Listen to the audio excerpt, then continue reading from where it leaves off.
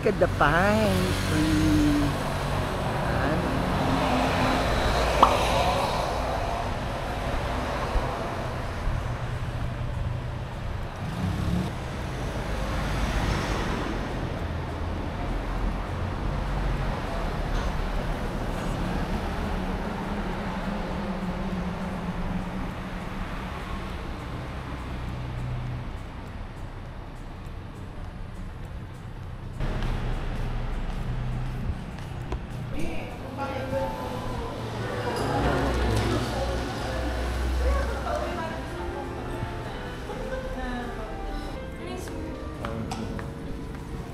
Is our menu for today's breakfast.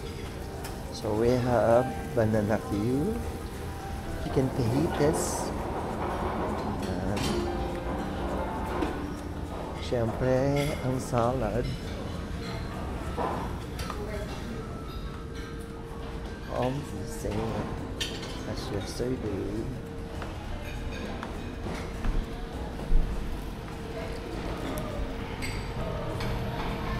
Boss, isa rin ako. Si omelette. Yeah. Pero 2 eggs, no?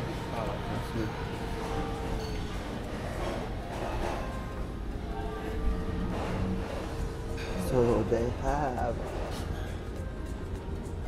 ganggit, bangus, as usual adobo, may hot dog.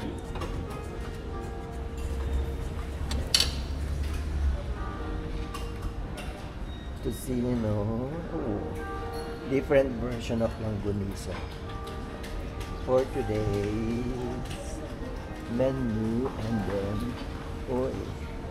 meron tayong champurrado,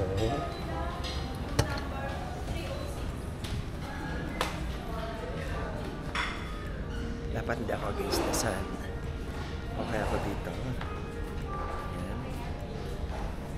Look at the view outside.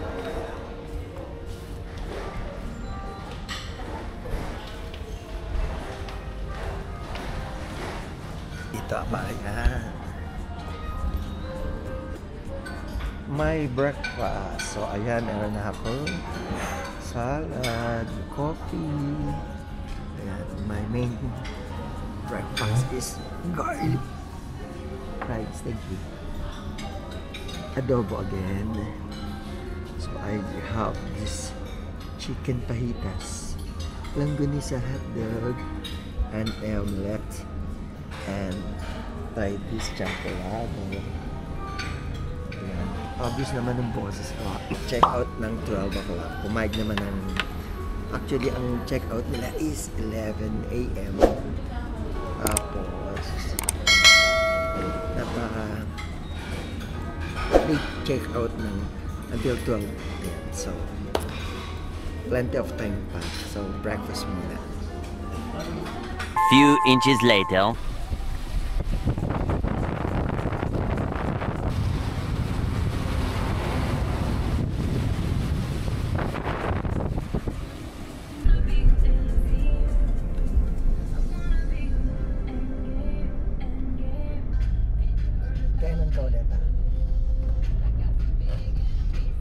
Yes, I'm here now at Baguio Public Market. Ayan. Napakainit. Init na malamig naman. Ayan. Ito ay Harrison Road, kabilang side. So ito ay going to the market. Ito yung sa dry goods area. Pasok na tayo. Mga pasalubong souvenirs. Ayan. Pwede ka na rin dito bumili ng mga, kung ayaw mo bumili sa Good Shepherd. Magkano yung ganun ubi jam na maliit? 450. Ay, mahal na, no?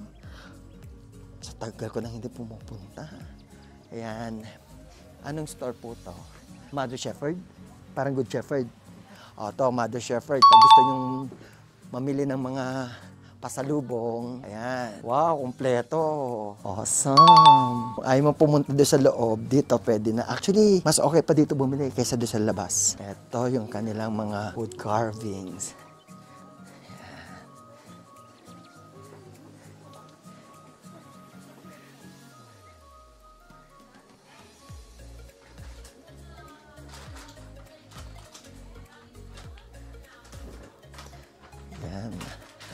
ang sungka.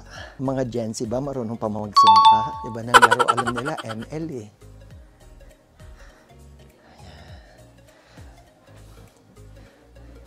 Ang cute, ah. Tissue holder po ba to? Ah, diba? Tissue holder. Ayan. Ang gaganda.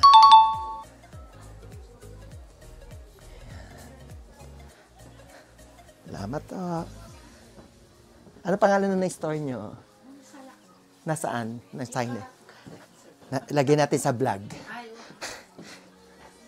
Ayan. Yes, nandito na tayo sa papuntang Gulayan.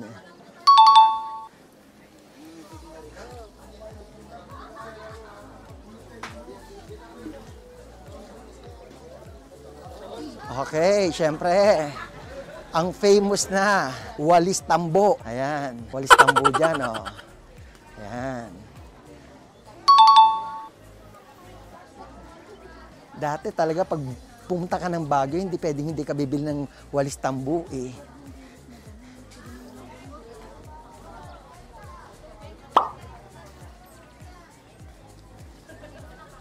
Dito marami yung mga pasalubong. Ayan.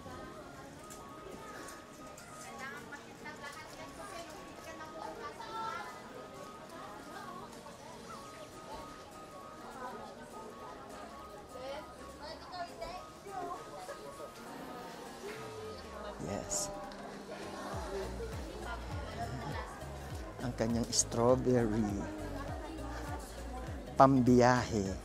200 to 275 malalaki. Ayan, ayan. Thank you. Avocado, malagkit. Seedless, orange. Itong strawberry na to maganda to. Ayan, strawberries. Ganda. Ayan. Pag ganito, 180. Pero malalaki yung laman niya. Lalaki na strawberry nila. Makabili later. So dito, magkano kilo? So 300 half kilo, no? Parang pwede na 300. Sige, thank you. Dragon fruit.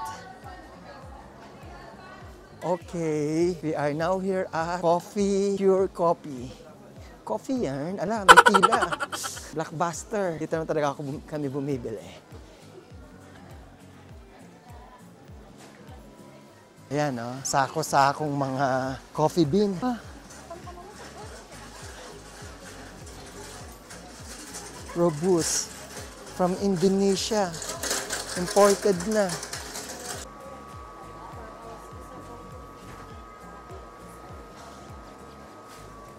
One kilo, giling na. Tapos dun sa ano siya, yung, ayan, para magsiningaw, di ba po? Pero ang foil namin, sir, special foil lang, additional 55, ha? Oo. Tapos po tong pure Arabica na dark, Ilan? isa lang kilo din po. Pure Arabica? Pure Arabica. Dark ho, Giling din? Giling din. Ayan ang pila. So, ang kinuha ko is Benguet Blend, 1 kilo, tapos Pure Arabica Dark. So, a total of 1,220. Okay. Ayan, to. Ayun yung kanila. Tsaka itong pala is, since 1961 na siya, published.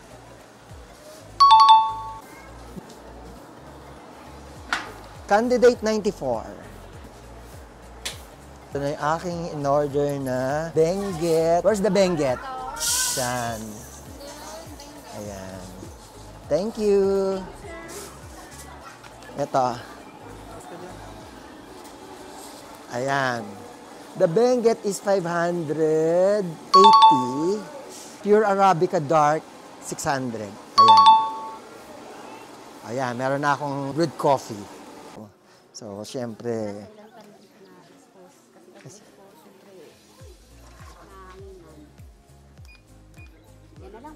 sige, dagdagan mo pa. Basta maganda. Maganda siguro ito. Oo, kasi gusto ko Japanese talaga eh. Gusto mo Japanese, ayaw mo ng Pilipino. Oo, ano pangit. Ayan, 81, Oh, 80 na lang. sige, sige. 80 pagsama-sama yung... Pag bibili kayo ng gulay, mas mura dito sa loob kaysa doon sa labas. Yung pagpasok nyo, di ba, parang malapad, andun yung mga strawberries. So dito, mas mura yung gulay nila. Hindi dito, pagpasok nyo, mas mura. Makikita nyo na kagad yung prices nila. Mas cheaper talaga sila. Presyong palengke. Eh dito, maganda. Fresh din yung mga vegetable nila. Actually, hindi ko nabili eh. Ay, yung mga nabili ko. Oh. May lettuce. Ayan, oh. Ayan. Binili ko.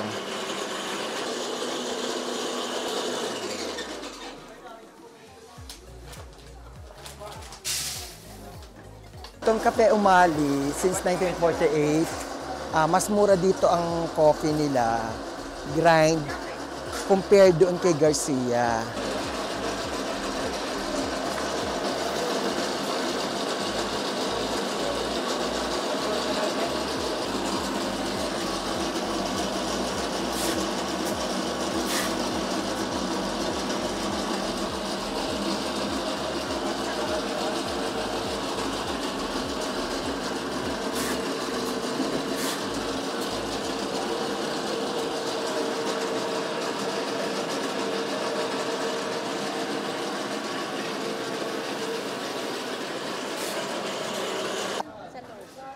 Sige. Ito yung red rice organic na aking binili. Ayan. Ayan siya. 80 kilo. So, organic from Baguio. From Benguet. Saan galing po yung rice na red rice? Saan galing po yan? Sa Abra. So, tong red rice nila is from Abra. Ayan. Tumitingin ako ng strawberry. Gusto ko, kaso merong bang mas mapupula? May ano po siya. May inog pa po yan. So, ilang araw? Hindi masyadong nagpapak ng puro red kasi mabilis masira. So, kagaya nito, ilang days to yung iba Yung paghinog niya. Oo. Bukas po. Mabilis lang, basta wag niyo na lang muna ilalagay. Sa rep. Okay, ganon. So, walang, Temp lang. so wala yung may mga, alam mo yan, yung may mga minsan hinahaluan nila. Ayan, sige. So, gusto ko dalawa. So, I'm going to buy 2 packs. Pangalan ng store mo. Ayan. Okay, I got 2. Bali 700 siya. Okay? Ano name ng ano mo? Ano? 380, 382, pwede po kayo. Ayan. Ito yung store niya. So, mukhang quality. Malalaman natin to pagdating sa Manila kung okay siya. What's your name? Joby po. Joby. Sige. A few moments later. Yes. I'm unboxing strawberry. Ang lalaki. Ang laki naman niya. So, ayan yung strawberry.